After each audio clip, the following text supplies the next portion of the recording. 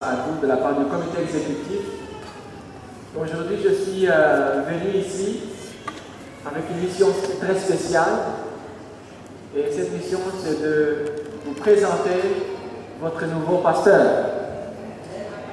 Je pense que cette journée a été longtemps attendue depuis le départ du pasteur Luis Vicuña. Et nous avons voulu trouver une solution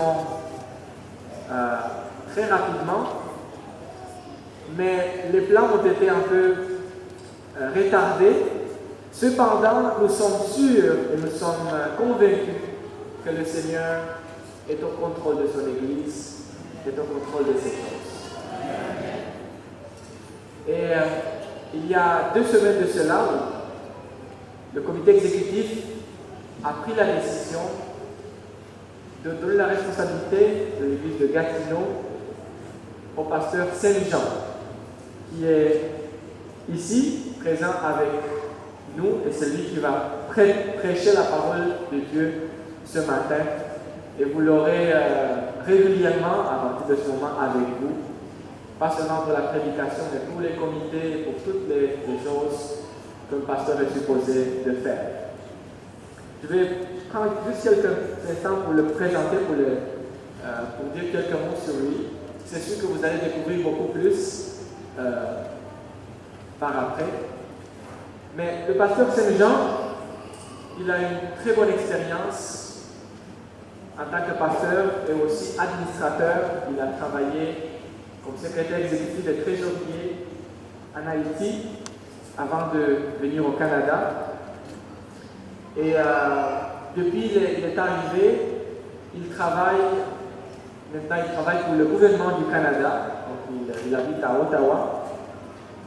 Et il a dit, en fait, on a découvert que sa passion pour le ministère est toujours très ardente. Il n'a jamais quitté le désir de servir le Seigneur. Et même sans être pasteur, mais il a commencé le ministère de formation au niveau des églises francophones de Ottawa. Et tout récemment, il a offert ses services pastoraux à la Fédération du Québec. Et pas seulement ça, mais il a dit, je vais être pasteur bénévole. C'est-à-dire qu'il va garder son travail au niveau du ministère au niveau fédéral. Il va vous dire, je ne connais pas toutes les choses importantes qu'il fait à ce niveau-là, il va vous parler de ça. Mais il a dit, je vais servir tout en étant un serviteur aussi public. Et on a été très honnête parce qu'on a dit, nous aimerions bien que l'église de Gatineau et aussi l'église de Mont-Laurier puissent avoir le service pastoral dont ils ont besoin. Pas juste la prédication, mais les visites pastorales, les comités, les plans pour l'avancement de l'œuvre de Dieu ici. On a dit, est-ce que vous avez le temps, pasteur, pour faire ça? On lui a posé cette question-là. Et il a dit oui, par la grâce du Seigneur, je suis capable de le faire. Il a dit, j'ai eu plusieurs situations dans ma vie où j'étais pasteur, je faisais d'autres choses aussi. Donc j'ai l'habitude de ça et le Seigneur me donnera la force.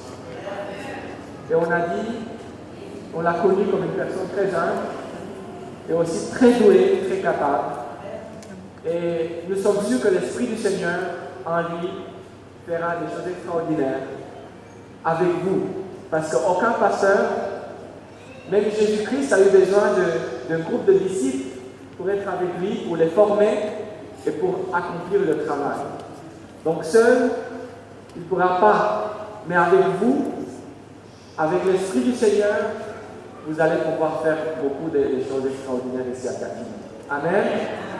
Amen. J'aimerais vous présenter qu'il n'est pas seul. Pasteur Saint-Jean est avec nous aujourd'hui, accompagné par sa famille. Et j'aimerais, quand ils entendent leur nom, j'aimerais qu'ils puissent se lever pour le voir. Son épouse, Marjorie Eugène, elle Elle est infirmière clinicienne, titulaire d'une maîtrise en sciences infirmières de l'Université de Ottawa. Mais ce n'est pas seulement ça, mais elle est une véritable partenaire de prière et de ministère évangélique, une femme passionnée de l'évangélisation par la santé, et elle porte à son cœur aussi le ministère des enfants. Et en parlant des enfants, nous vous présentons maintenant les enfants du pasteur Saint-Jean et de Marjorie, qui sont Fitch Kerlin, qui a 21 ans. Il est étudiant à l'Université de Ottawa. Et Sarah Eliodor, 18 ans, étudiante à l'Université de Ottawa également, qui l'accompagne aussi avec beaucoup de plaisir et d'amour. Mais encore, il n'est pas encore seul parce que son père est là aujourd'hui. Son papa, qui s'appelle Eliodor, il est avec la famille pour soutenir son ministère, notre frère Eliodor, et puis son frère Joas. Est-ce qu'on peut le voir? Oui, le frère de pasteur Saint-Jean, le frère Joas, est avec nous. Donc, il est bien entouré, et je pense qu'aujourd'hui, il a une famille beaucoup plus grande. Est-ce qu'on peut être tous d'accord qu'aujourd'hui, il est membre de la famille de l'église de Gatineau, et que toute cette famille va travailler ensemble pour la gloire du Seigneur et pour préparer la population, les gens de Gatineau pour le retour bientôt de notre Seigneur Jésus-Christ. Amen. Recevez-les avec votre amour, avec un cœur ouvert, avec le désir d'apprendre de lui et d'avancer avec lui et de faire en sorte que cette Église puisse arriver à partager la bonne nouvelle avec les gens qui sont autour. Nous vous le présentons avec beaucoup de confiance que le Seigneur est celui qui conduit toutes les choses et que sa volonté sera faite pour votre Église, pour notre fédération et pour tous les gens qui veulent le connaître. On va maintenant laisser la parole au pasteur Saint-Jean pour nous apporter le message de Dieu. Que Dieu vous bénisse. J'aimerais juste le saluer.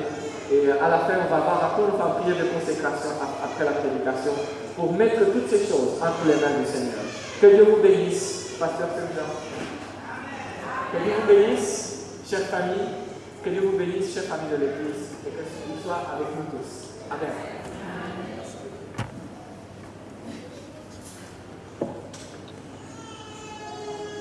Mesdames, Messieurs, frères et sœurs, chers amis, bonjour et bon sabbat dans le Seigneur. C'est pour moi un très grand plaisir de me retrouver devant vous, au milieu de vous, pour ce moment d'adoration bien spécial, ce temps bien particulier, spécial pour moi, spécial pour ma famille, spécial pour l'Église, parce que nous tous, nous commençons un nouveau début. C'est un moment spécial, bien particulier pour mon ministère, pour le ministère de ma famille. Une occasion aussi bien spéciale pour l'Église avec laquelle nous allons collaborer. Cette Église que nous voulons accompagner jusqu'au retour de Jésus. Je veux prendre le temps d'exprimer ma gratitude à l'Éternel parce qu'à chaque fois que nous avons l'occasion d'être co-ouvriers avec Dieu, c'est une grâce que l'Éternel nous fait. Et je veux prendre l'occasion de dire merci à Dieu pour ce privilège. J'aimerais remercier bien sincèrement toute ma famille pour les sacrifices consentis et les sacrifices auxquels ils devront encore consentir en acceptant ce ministère. Je veux dire merci au comité de la Fédération du Québec, représenté par son secrétaire, pasteur Stéphano. Excusez-moi pour l'investigation. C'est pour nous un grand plaisir d'œuvrer, de collaborer avec la Fédération et l'Église de Gatineau pour ce ministère auquel Dieu nous a toujours appelés. Un grand merci à toute l'Église de Gatineau, aux officiers de l'Église, au corps anciennat pour l'accueil qui nous est réservé. cet accueil chaleureux que nous avons reçu à l'église. Je ne peux pas oublier tous les amis qui ont fait le déplacement, qui font le déplacement pour être ici, pour nous supporter. Tous les amis qui nous arrivent d'Ottawa, de plusieurs églises francophones d'Ottawa, des amis qui nous arrivent de Montréal. Nous voulons prendre le temps de les remercier. Et un remerciement spécial aux étudiants du centre de formation. Ils nous soutiennent par leur conseil, ils nous soutiennent par leur prière et nous soutiennent encore aujourd'hui par leur présence. Je veux saluer la présence de la radio de l'Église adventiste francophone d'Ottawa. Et par ce ministère, le service est retransmis et écouté par ceux-là qui ne peuvent pas faire le déplacement aujourd'hui. Nous vous remercions tous par votre présence et surtout, nous vous remercions pour le soutien que vous accordez au ministère que Dieu nous donne tous. Nous vous remercions pour vos prières et nous avons cette certitude, la certitude de la victoire. Pourquoi? Parce que celui qui est notre maître, c'est Jésus le vainqueur. Avec lui, il n'y a pas d'échec. Avec lui, la victoire est assurée. Nous avons à faire confiance à l'Éternel parce que l'œuvre, c'est son œuvre. Le combat dans lequel nous sommes engagés, c'est son combat, c'est sa lutte. Et il a déjà remporté la victoire. Restons auprès de lui, restons avec lui. Ce qui est important pour nous autres, c'est de comprendre quel est le plan de Dieu pour nous autres, aujourd'hui, ici, en ce temps présent, et dans ce lieu-ci. C'est d'entrer dans ce plan, de nous conformer à sa volonté, pour que par nous, Dieu puisse agir et que cette victoire puisse devenir réalité dans nous. Bientôt, nous aurons tous le privilège de célébrer cette victoire et nous aurons à reconnaître que cette victoire n'est pas le fruit de notre intelligence ni le fruit de nos connaissances, mais cette victoire vient de Dieu. Cette victoire vient de Jésus qui s'est donné à la croix. Et c'est pourquoi nous aurons tous à prendre nos couronnes et à les déposer au pied du divin maître. Il y a tant de choses à dire, mais le temps est limité. Et c'est pourquoi nous devons passer à ce qui est essentiel, qui est la proclamation de la parole, le message que Dieu veut adresser à chacun de nous en ce matin. C'est-à-dire que nous sommes ici pour entendre la voix de Dieu. Parce que même s'il y a une présentation, même s'il y a un nouveau départ pour le ministère de l'Église et pour nous autres, ce qu'il y a de plus important, c'est notre rencontre personnelle avec Dieu. Ce qu'il y a de plus important, c'est de prendre le temps d'entendre la parole de Dieu, d'ouvrir notre compréhension à ce que Dieu veut nous adresser présentement. Et tandis que Dieu va nous parler à travers sa parole, nous voulons prendre le temps de prier pour inviter l'Éternel par son esprit à prendre place encore parmi nous et à nous accorder son inspiration pour que son message puisse toucher chaque cœur. Nous allons fermer nos yeux tandis que nous allons encore prier. Ô Éternel, notre Père, notre Dieu, tes enfants sont rassemblés devant toi pour t'adorer en ce matin. Et en ce moment, nous voulons entendre ta voix parler à nos cœurs. De grâce, ô Dieu, mets ta parole sur mes lèvres. Par ton esprit, sanctifie chaque cœur, sanctifie chaque vie, et parle-nous de la parole de vie que nous en soyons édifiés et sauvés pour l'éternité. Au nom de Jésus, pour sa gloire. Amen. Si je viens à vous parler et que je vous parle de l'expression des yeux de lynx, on pourra très facilement s'entendre sur la signification de l'expression les yeux de lynx. Quelqu'un qui a un regard perçant, ayant une acuité visuelle très développée, capable de voir au loin, capable de voir au travers des murailles. Mais en fait, si on doit discuter sur l'origine de l'expression les yeux de lynx, ce sera difficile de s'entendre. S'agit-il des yeux de cet animal qu'on appelle lynx? Ou bien s'agit-il de ce personnage de la mythologie auquel on attribue cette acuité visuelle, cette capacité de voir au-delà des murailles?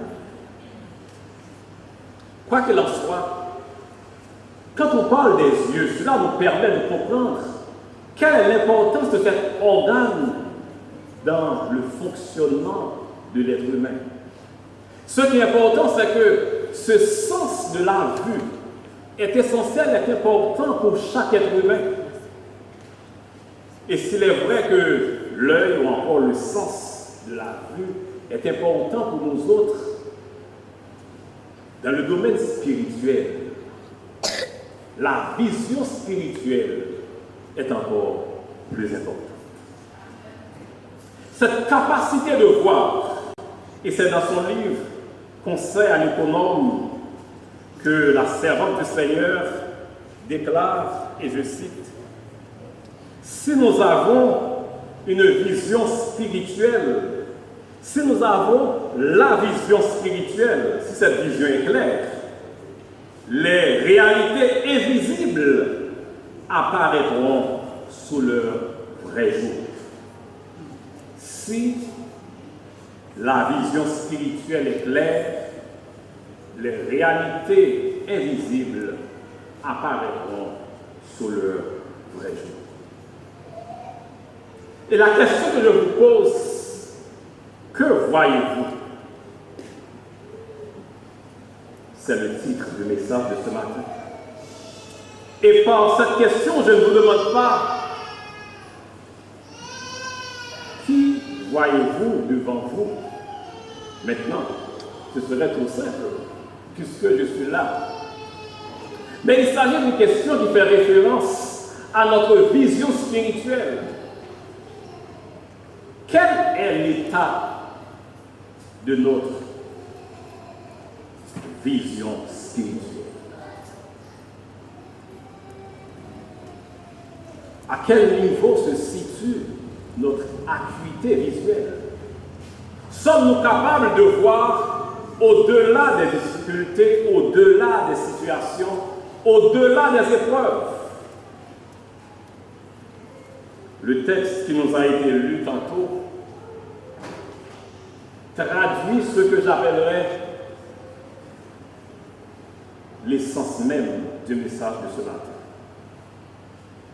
Certains parleraient de l'idée homilétique du message.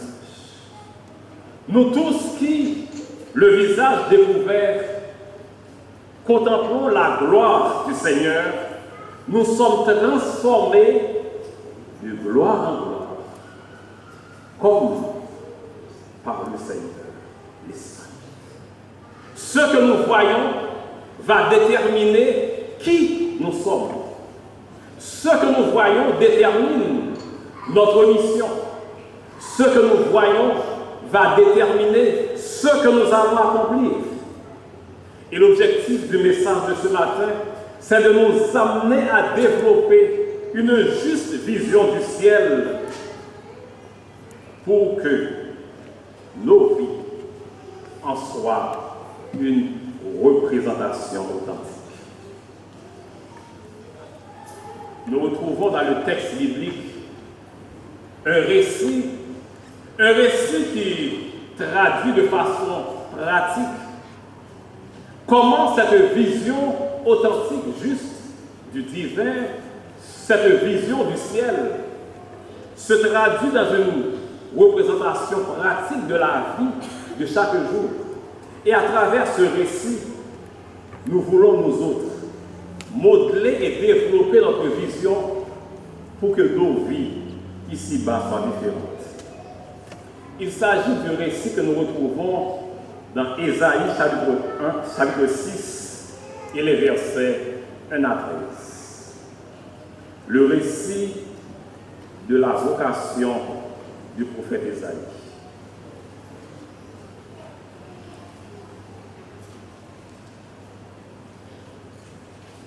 C'est un texte qui est très bien connu par vous tous. À travers ce récit, ce que nous retrouvons, c'est d'abord une vision claire du divin, une confession sincère, une sanctification éprouvée et enfin une mission bien définie. Une vision claire du divin, une confession sincère, une sanctification éprouvée et une mission bien définie. Le texte d'Ésaïe chapitre 6, c'est du point de vue littéraire un chef-d'œuvre, comme beaucoup de textes dans la Bible. Ce texte est structuré d'une façon poétique. Le texte commence avec une idée maîtresse que nous allons encore retrouver à la fin de ce récit. Et l'idée maîtresse est accentuée par une répétition de mots. Après l'introduction, nous avons cette idée maîtresse quand les chérubins sont en train de proclamer la sainteté de Dieu. Saint, Saint, Saint est l'Éternel des armées. Cette sainteté qui est proclamée 3 fois. On dirait une triple sainteté. Un Dieu qui est 3 fois saint. Mais aussi, nous pouvons y voir une doxologie, puisqu'ils sont en train de donner gloire à Dieu. Pas n'importe quelle doxologie, mais une doxologie trinitaire, puisqu'il est adressé aux 3 personnes, Saint, Saint, Saint est l'Éternel des armées. Et cette idée maîtresse qui concerne la sainteté de Dieu se retrouve encore à la fin du récit au verset 13, où nous retrouvons le même mot, la même expression, Saint, Kodesh. Nous le retrouvons, mais avec la différence que au début du récit, ce terme est attribué à Dieu.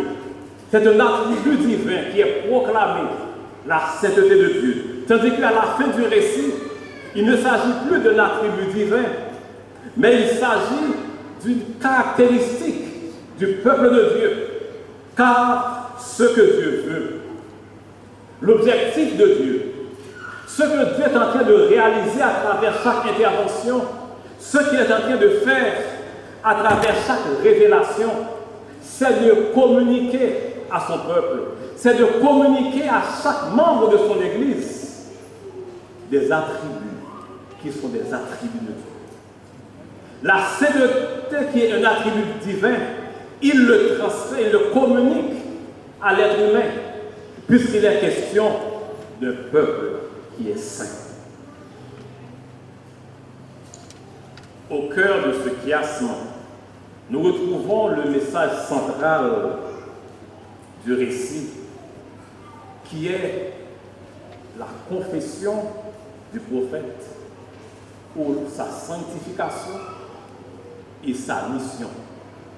Un parallélisme que nous retrouvons plus tard dans l'évangile de Jean qui est synthétisé par cette déclaration de Jésus, je me sanctifie moi-même pour eux. Une sanctification pour la mission, être mise à part pour l'accomplissement d'une mission particulière que Dieu confie à son Église, que Dieu confie à chaque membre de son Église. Mais toutes ces idées encore, toute cette façon de concevoir, de voir de façon claire le divin et sa reproduction dans la vie de l'Église, dans la vie de chaque membre de son Église, ne peut être bien compris que quand nous comprenons le contexte de ce récit. Nous retrouvons dans Ésaïe chapitre 6, le verset 1, le cadre du récit. L'année de la mort du roi Osias. J'ai vu le Seigneur assis sur un trône très élevé. Le cadre du récit est bien délimité. Deux informations importantes, une dimension spatiale, une dimension temporelle. Ce récit qui est situé dans le temps, l'année de la mort du roi Osias.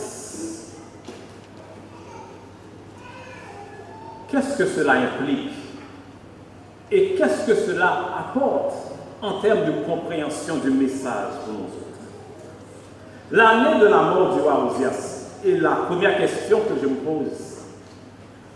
Pourquoi le prophète Ésaïe, en rapportant ce récit, préfère parler de l'année de la mort du roi Osias plutôt que de situer ce récit la première année du règne de Jotham qui a succédé à Osias? Parce qu'en fait, la mort d'Osias pèse beaucoup plus lourd dans la balance que le début du règne de Jotham.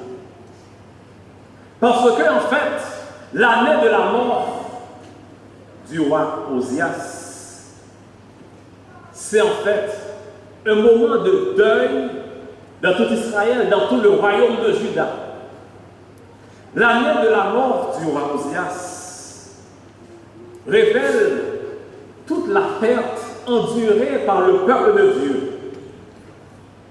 Et cela peut être aussi vrai pour nous autres. Quand nous connaissons des moments de deuil, des moments de perte, quand l'avenir paraît sombre, paraît noir devant nous, que voyons-nous? Est-ce que nous prenons le temps de focaliser notre esprit, de regarder sur ces difficultés? Que voyez-vous? Quand les difficultés s'amoncellent devant vous, que voyez-vous? L'année de la mort du roi Osias, c'était en fait un moment de grande incertitude pour Israël. Comme pour nous autres, parfois, nous connaissons des moments de grande incertitude. Des moments où tout est incertain.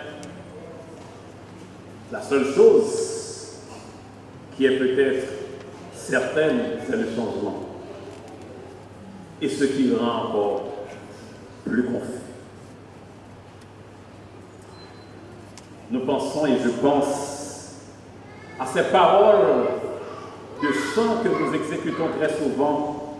Quand écrasé, courbant la tête, tu te nourris de tes malheurs. Où le désespoir te guette, te livrant au pire frayeur. Qu'est-ce que nous devons faire? Fixe les yeux sur le Maître.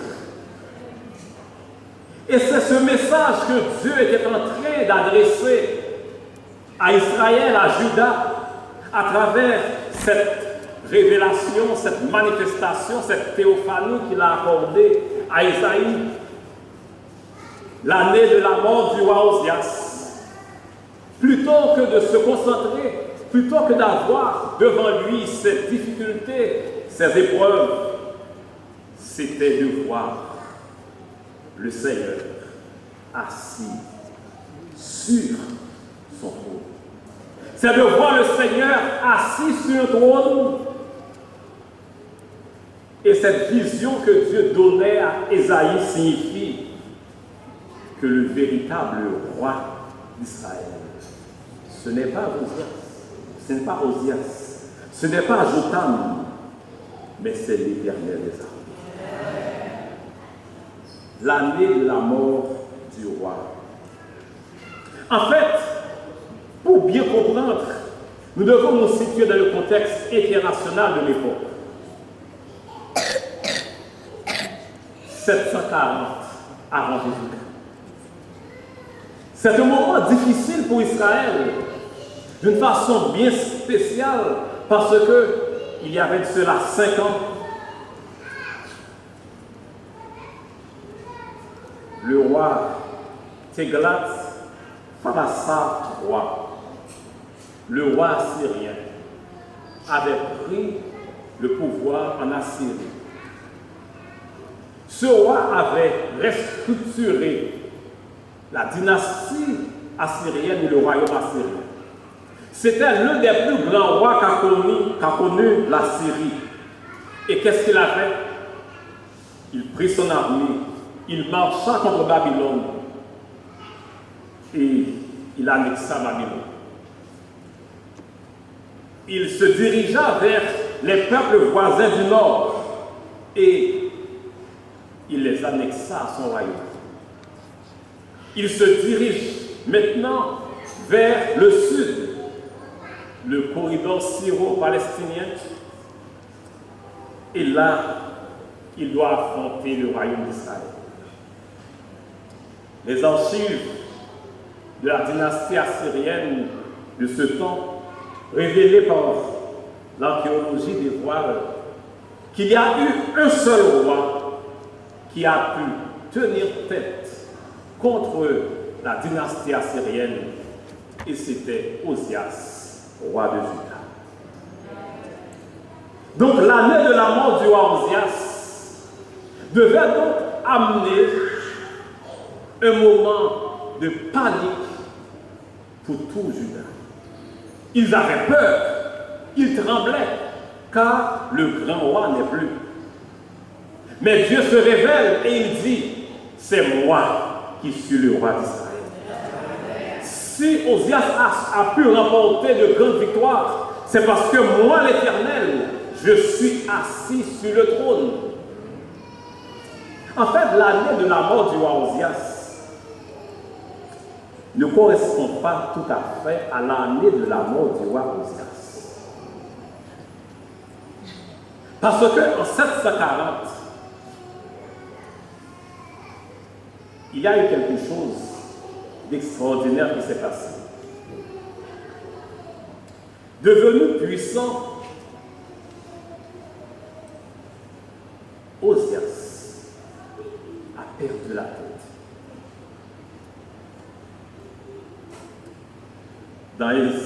Dans 2 Chroniques, chapitre 26, et le verset 16, la Bible dit, quand il devient puissant, son cœur s'éleva pour le perdre.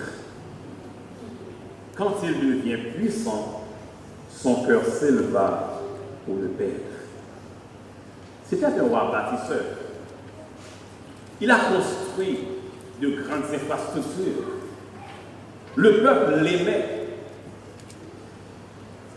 Il a construit des canaux d'irrigation partout.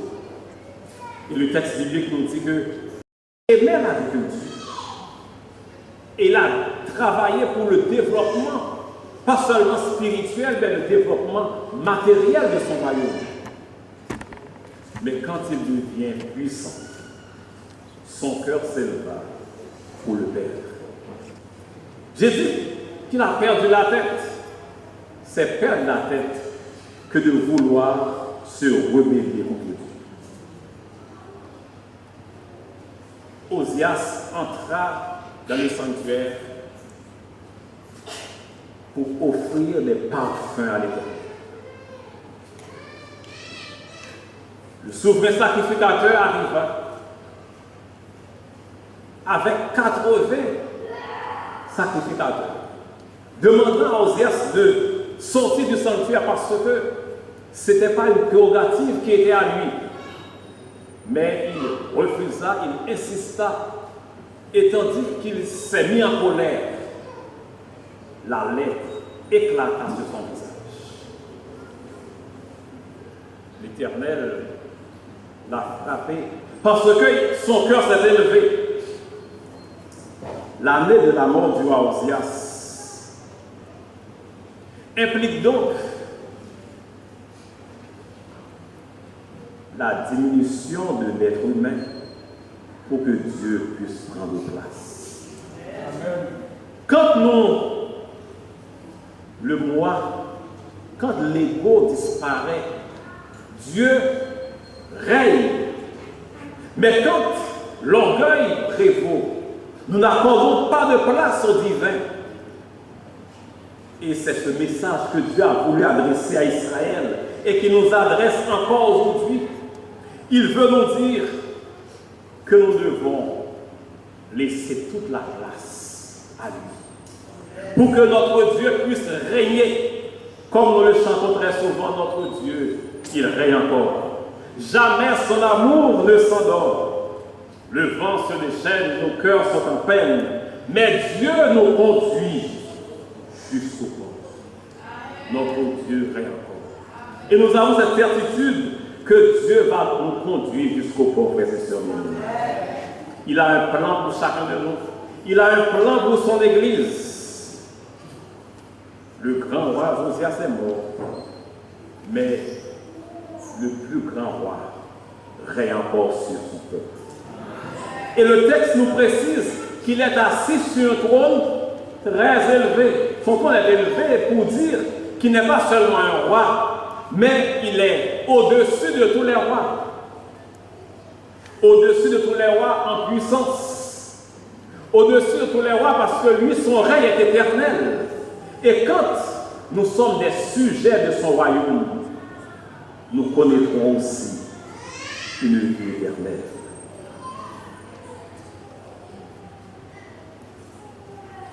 Nous devons mettre fin à tout comportement défiant pour regarder et voir le Seigneur assis sur son trône. Voir le Seigneur, c'est de voir notre Dieu comme étant le Maître. Quand la Bible nous parle de Dieu comme Seigneur, il veut mettre l'accent sur ce Dieu souverain. Il est le souverain de l'univers. Sa volonté s'accomplit dans le ciel et sa volonté doit aussi s'accomplir dans ma vie. Sa volonté doit s'accomplir dans vos vies, dans la vie de son Église. J'ai vu le Seigneur. Isaïe a vu le Seigneur. Et quand nous regardons la suite du récit, il y a en fait une pointe d'ironie qui nous permet de comprendre ce que cela signifie voir. Car Isaïe dira plus tard, en voyant, il puisse voir sans comprendre. Parce qu'en fait, voir de façon claire signifie pour lui comprendre. Et dans le texte d'Ésaïe chapitre 6, le mot hébreu qui est traduit par comprendre, c'est yada qui signifie connaître. Quand nous voyons Dieu de façon parfaite, nous arrivons à le connaître. Et c'est ce à quoi l'Éternel veut que nous arrivions, vous et moi, à connaître ce Dieu. Pas une certaine connaissance théorique, être capable d'élaborer, de dire plein de choses sur Dieu par rapport à Dieu. Mais ce mot yada La première utilisation que nous avons dans la Bible, c'est dans Genèse chapitre 4 et le verset 1, quand il dit que Adam connut Ève, sa femme. Il s'agit d'une connaissance pratique. Quand il est question de connaître Dieu, quand ce verbe est utilisé par rapport à Dieu ou par rapport à l'être humain, il s'agit d'une connaissance pratique, expérimentale. Il s'agit d'une connaissance intime. Dieu nous invite à le connaître de façon intime. Et quand nous connaissons Dieu de façon intime, ce qui arrive, nous faisons la même expérience qu'Ésaïe. Qu'est-ce qui arrive, Ésaïe, quand il a connu Dieu parfaitement, il a pris conscience de son état. Et il a crié, « Malheur à moi, je suis perdu, car je suis un homme dont les lèvres sont impures, et je vis au milieu d'un peuple impur. Et mes yeux ont vu le roi, l'Éternel des armées. » Une parfaite compréhension du divin. Quand nous comprenons ce Dieu tel qu'il est, ce Dieu qui est transcendant, qui est grand, infiniment grand, qui est saint, qui est parfait, mais aussi ce Dieu qui est immanent, qui arrive jusque à nous, qui descend, qui compatit, qui devient Emmanuel, Dieu avec nous. Quand nous le comprenons de cette façon, nous allons aussi, comme Ésaïe nous écrier, « Malheur à moi, je suis perdu ». Nous allons reconnaître qui nous sommes, pécheurs. Nous allons reconnaître notre incapacité à nous sauver de par nous-mêmes. Comme Paul l'avait aussi dit et il s'est écrié, « Misérable que je suis, qui me délivrera du corps de cette mort ?» En fait, quand Ésaïe dit malheur à moi, il n'est pas en train de lancer une imprécation ou une auto-imprécation. Il n'est pas en train d'attirer le malheur sur lui, mais il s'agit d'une expression hébraïque qui signifie hélas. Hélas, désolé, moi je suis perdu. Parce que quand je regarde mon état, s'il n'y a pas une puissance extérieure qui arrive et qui agit en ma faveur, je suis perdu. Il dit à Dieu ce que Dieu connaît déjà. Et c'est exactement la signification du mot confession. La confession, c'est dire à Dieu ce que Dieu connaît sur nous. Nous ouvrons notre cœur à Dieu pour dire à Dieu nos fautes, pour dire à Dieu nos péchés, pour dire à Dieu notre égarement et reconnaître que seul lui peut nous sauver. Et ce Dieu compatissant, il ne reste pas les bras croisés à regarder l'homme dans son état.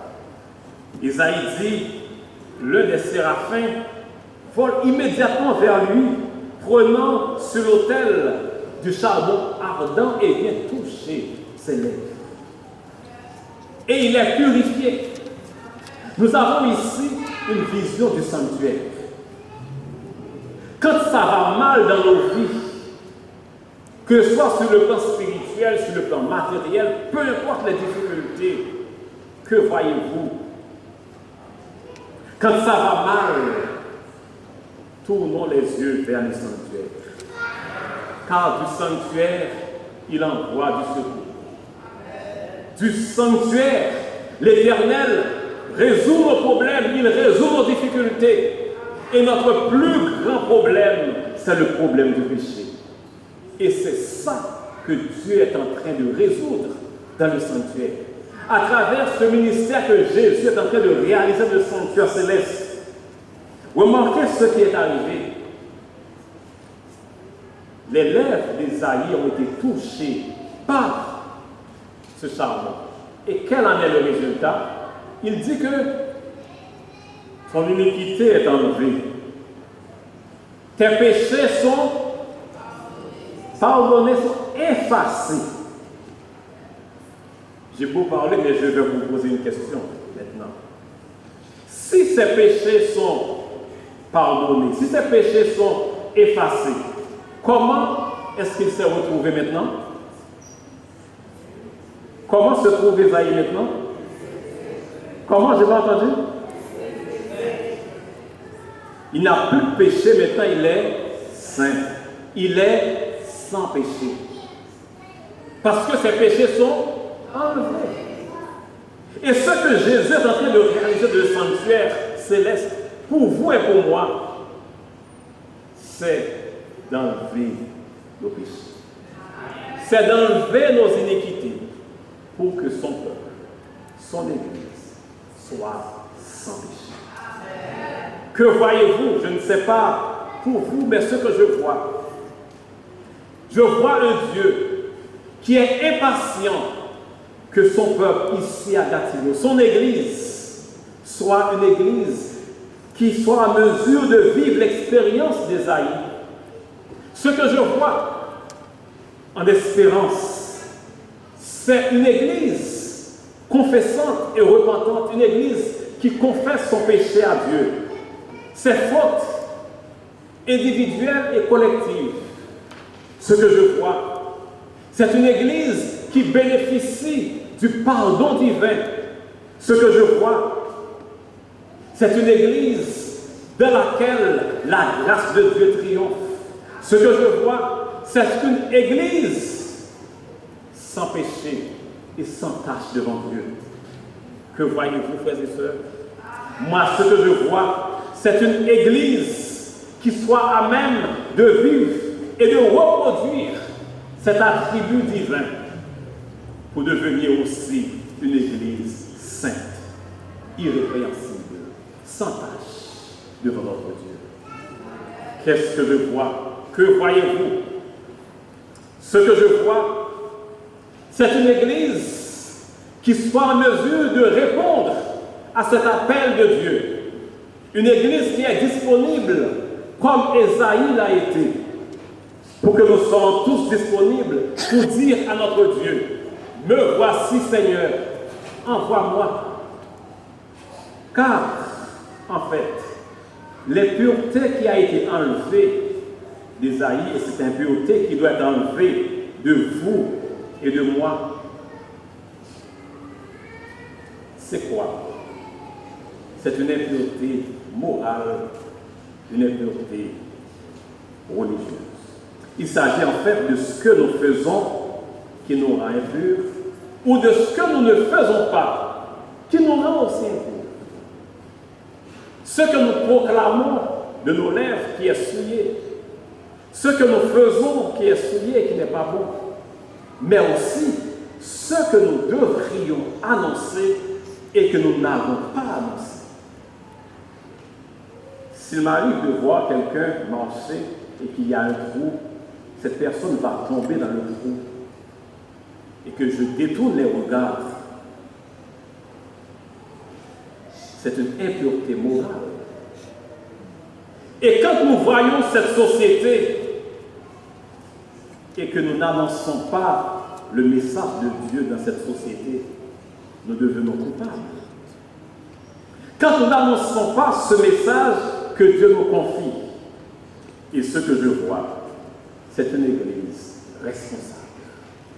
Une Église qui devient responsable et qui prend à cœur cette mission que Dieu lui a confiée. Une Église qui se consacre et qui se reconsacre pour la mission de Dieu. Et je vais terminer, je vais conclure avec la dernière partie du récit au verset 13 qui nous dit qu'il y a une sainte postérité qui naîtra de ce peuple.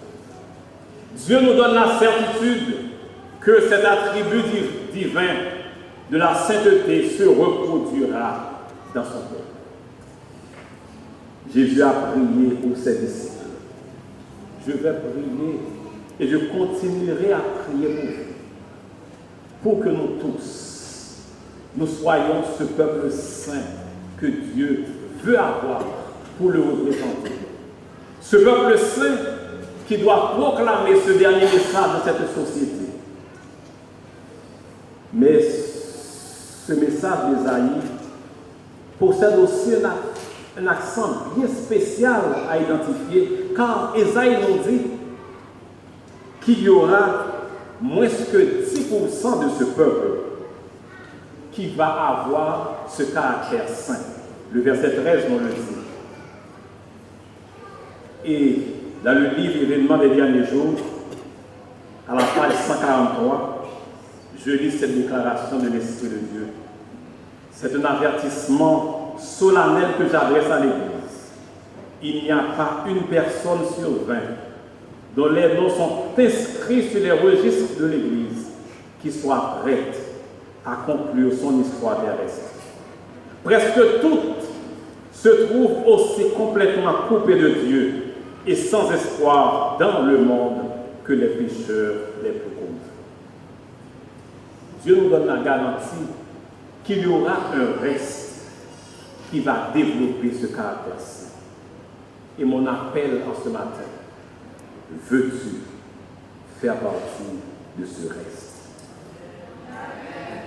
L'invitation de Dieu, c'est que nous puissions nous engager à faire partie de ce reste saint. De ceux-là qui vont reproduire le caractère de Dieu.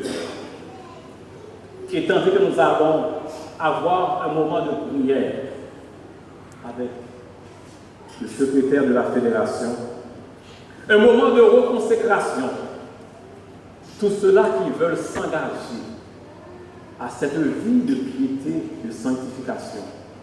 Tandis que nous allons chanter au 341, ô mon Sauveur, à toi seul je veux être, viens pour toujours, habiter dans mon cœur.